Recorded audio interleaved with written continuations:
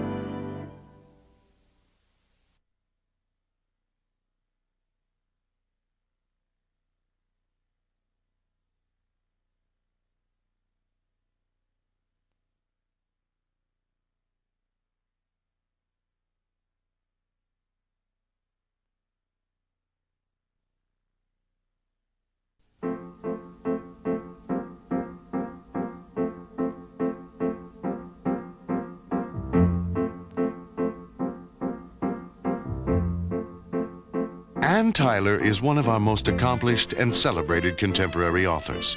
And although her best-selling novel Breathing Lessons won a Pulitzer Prize, some thought that such a simple and uncomplicated story would not be a good subject for a motion picture. Because there's no violence and there's no action in it and that sort of thing. It's about two people who care for each other. It's a very simple story. It's a day in the life of a marriage. And a relationship has gone on and will continue to go on despite their problems. The basis of the relationship is true love. Yeah, they really loved each other and they lived with each other so long that the bantering that went back and forth was just normal, everyday things with them. It didn't mean anything in depth. They really cared for each other. I guess the odyssey for Ira and Maggie is to really understand that they're important to each other. You know, that even though you get a sense that they are, you know, used to each other and that they're in a routine and that routine is, you know, they hardly listen to each other. But in the end, having taken this kind of odyssey, I think it brings them closer together. And I think it makes them see each other again. Author Ann Tyler is responsible for taking this simple story, a day in the life of two seemingly ordinary people, and making it universal and memorable. Well, Ann Tyler has a wonderful ear for dialogue. She's a marvelous, marvelous writer. She really hits on a truth about people and how they really are. You know, you have this sort of sense that everybody's doing everything in an orderly way and in a perfect way. And the truth is that the world doesn't work like that. And I think that she has her finger on that. When people talk about the work of Ann Tyler, sooner or later, it comes around to a discussion of her colorful characters. Each character has their own sort of rhythm, their own sort of... You learn an awful lot just by the way they talk. Everybody had a very clear picture of what this man not only looked like, but sounded like. He was very vivid. He's only in it for maybe a few chapters, really. But everyone had a very vivid idea of what this character was like, which made me very nervous. Because then you have to sort of come up to what everyone already has in their head. Serena is Joanne's friend from years and years ago, and actually they're not very much in touch anymore. She's all about denial, you know, I mean, she's all about this isn't really happening. This, I'm not here, and this isn't happening, and this isn't a funeral, and it's a party, it's a great big party. So it's all about denial, which I think every actor sort of knows about. Oh, I think there's a lot of Ira in me, yeah, a bit grumpy and long-suffering. That's what I played mostly, was long-suffering and yet with great love. Yeah, I think there's a lot of me in Ira. One of the most thrilling things to me about Breathing Lessons is Eileen Heckard and what she does with that waitress in the beginning. Because on paper, you know, that scene is a small scene. I don't know, maybe it's 4 pages. But when you see somebody like Eileen Heckard come and sling that hash with Joanne Woodward, that's as good as it gets. You know, it doesn't get a whole lot better than that. The actors' fondness for their characters was matched by their enjoyment of working together. James Garner and Joanne Woodward seemed naturally at ease with each other, and that affected the rest of the cast. There's something magical between certain men and women that has a resonance beyond just a script. You don't remember that, do you? You don't, do you? It was a Saturday.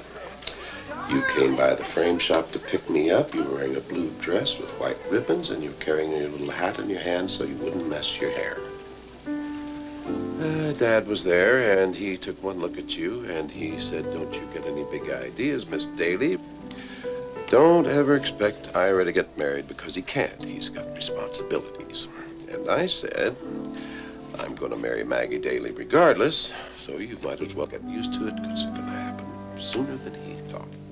There was something very special. It was something that, the famous chemistry that is sought by everyone, but they had it just naturally, and it watched it sort of bubble and work without much effort, and without ego or any of those other things. It was just a joy to be around. The close relationship that developed between everyone in the cast created an atmosphere in which the actors felt comfortable improvising and adding their own little touches to the portrayal of their characters. We hit it off very well early, and therefore we, in the rehearsals, we could do things. You know, a lot of times you get in with somebody, you're afraid to do something, it might offend them, it might, you know, to try this or try that. Not with Joanne, she's very brave, and she'll try things, and those were things that we threw in. For example, after Maggie has an accident, she goes to pick up Ira. Rather than just sit in the car, Joanne decided the scene would be more interesting if Maggie tried to straighten out the fender. That futile attempt to make things right was not only an amusing moment, but added to the audience's understanding of the character. James Garner created his own special moments. When I'm walking across the bridge after that, and I dropped the wreath, which wasn't in the script or anything, but I just got this urge, and so I just dropped it. And it was very funny, I thought. Humor was an important part of the story, but performing a humorous scene for film can be more difficult than a live performance. One of the dangers of acting in a comedy scene without an audience is that you all think it's so screamingly funny, and then of course when the audience sees it, they go, "Oh yeah." But in Breathing Lessons, the audience was often the cast and crew themselves, and they frequently had trouble containing the laughter when they were shooting, particularly when Maggie sings at the memorial service. Love is a many splendored thing. We were laughing at ourselves at that scene and having fun with it, and when started singing, it was just too much. I mean, Love is a Many Splendored Thing is a wonderful, wonderful song. I was a little concerned that it might be over the top. It was just a little outrageous, but it worked so well and it was so funny. We enjoyed it. We were laughing and having as much fun as anybody else. The experience was a memorable one for everyone involved with the film. And everyone seemed to feel it would be enjoyable for the audience too. It just wasn't long enough. I mean, I could have gone on in that little family forever. It was a wonderful party. I think we all believed that we were doing, you know, something special, and there was that sense about it. You had a marvelous story to work with. You had a marvelous script. Joanne was just wonderful, you know, and she gives you so much to play with. I just knew it was going to be good. I really did.